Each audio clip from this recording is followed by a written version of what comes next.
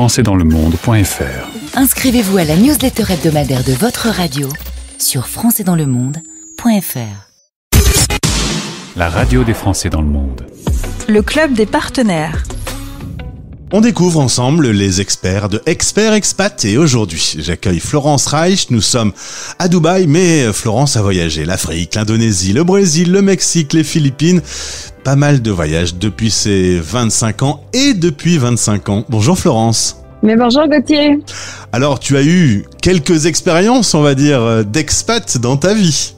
Oui, absolument. C'est vraiment toute ma vie, l'expatriation. Et si je comprends bien, on se retrouve aujourd'hui puisque tu veux à ton tour partager ces expériences aux autres. Absolument. J'ai voulu vraiment repartager avec la communauté d'expats tout ce que j'avais appris en chemin, tout ce qui m'avait fait grandir, tout ce qui en fait m'a permis d'être qui je suis aujourd'hui. Et fière de la femme qui a accompagné son mari, ses enfants, et aujourd'hui j'échangerai ma vie pour rien au monde. À travers ces 25 ans d'expérience et les expériences que tu as pu apprendre à travers les coachings que tu as proposés, tu as donc sorti ce livre, S'épanouir en expatriation, les secrets d'un expat en série. Qu'est-ce qu'on trouve dans ce livre ? Eh ben, écoute, tu vas retrouver vraiment toutes les expériences et des expériences vécues, donc vraiment par des expatriés.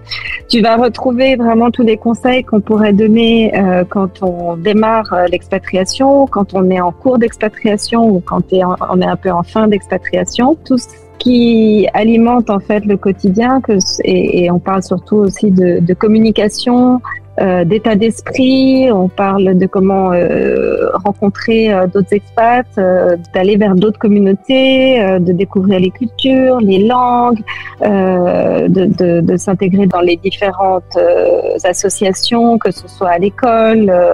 Voilà, vraiment c'est t'aider à vivre cette expatriation au mieux et d'être surtout heureux à l'étranger. Et si j'ai bien compris, dans ce livre, il y a même un peu des exercices de coaching. On lit un livre et en même temps on se fait coacher. Voilà exactement ce qui fait un petit peu la différence de mon livre et peut-être d'autres livres sur l'expatriation. C'est qu'à la fin de chaque chapitre, j'invite vraiment les expatriés, mon lecteur surtout, à réfléchir sur le thème que j'aurais partagé dans le chapitre avec sa propre perspective, puisque finalement on a tous des expériences différentes, des cultures différentes, et donc on aura de toute manière des réponses différentes à ces questions. Et Florence, pour terminer, tu as souligné le fait que c'était un livre positif. Ça te tient à cœur ?